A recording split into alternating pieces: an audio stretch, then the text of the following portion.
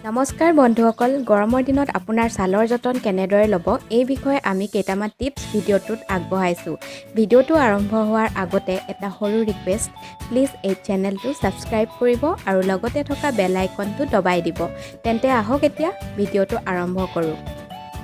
Tips number 1, glycerine, নেমু আৰু গোলাপ জল। গ্লিচাৰিন, নেমু আৰু গোলাপ জল একেলগে মিক্স কৰি লৈ এই মিশ্ৰণখিনি মুখত আৰু ডিঙিত ভালদৰে লগাই 10 মিনিট সময় মাছাজ কৰিব। তাৰপিছত ঠাণ্ডা পানীৰে ধুই দিব। গৰমৰ দিনকেইটাত নিজৰ মুখমণ্ডল ঠাণ্ডা আৰু ফ্ৰেছ ৰখাৰ ই এক উত্তম উপায়। টিপছ নম্বৰ 2, বিলাহী। গৰমৰ দিনত নিজৰ মুখখন ধুনীয়া আৰু ফ্ৰেছ ৰখাৰ বাবে বিলাহীৰ ৰসেৰে বনোৱা আইচ কিউবেৰে মাছাজ কৰিব। ইয়াৰ দ্বাৰা আপোনাৰ স্কিনৰ উজ্জ্বলতা বাঢ়িব। টিপছ নম্বৰ 3, কলৰ পেষ্ট বা বানানা পেষ্ট।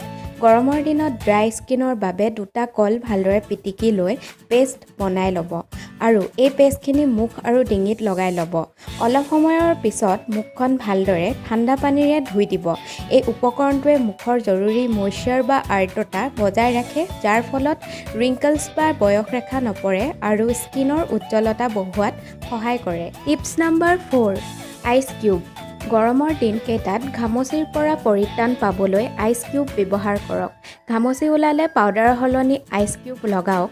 এনে কৰিলে ঘামচিৰ চিটচিটনি বা খজুৱতিৰ পৰা যথেষ্ট আৰাম পোৱা যায়। ইয়াৰ উপৰিও গা ধোৱা পানীত নেমুৰ ৰস মিলাই গা ধুলে দিনটো ফ্ৰেছ লাগি থাকিব। টিপছ নম্বৰ 5, গোলাপ জল আৰু তৰমুজ। গোলাপ জলৰ লগত তৰমুজৰ ৰস মিলাই লৈ মুখত 20 মিনিট সময় লগাই ঠাণ্ডা পানীৰে ধুই ল'ব। এই ঘৰুৱা উপাদানটোৱে গৰমত ছানবাৰ্ণ দূৰ কৰাত সহায় কৰে। আজিৰ ভিডিঅ'টো ইমানতে সামৰণি মাৰিছোঁ। আশা কৰিছোঁ সকলোৱে ভিডিঅ'টো চাই ভালেই পালে। হেল্ডি লাইফ এডভাইচ চেনেলটো ছাবস্ক্ৰাইব কৰাৰ লগতে ভিডিঅ'বোৰ লাইক, কমেণ্ট এণ্ড শ্বেয়াৰ কৰিবলৈ নাপাহৰিব।